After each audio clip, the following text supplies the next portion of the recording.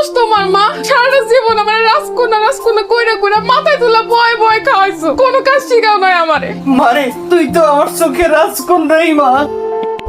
Wow, how you someone who answered us for it. জানেন মা, পৃথিবীর প্রত্যেকটা মায়ের চোখে তার মেয়ের আসবে। শিবা যখন কাজ করতো আত্মার যেমন কষ্ট হতো, আমি কাজ করলো আমার বার কষ্ট।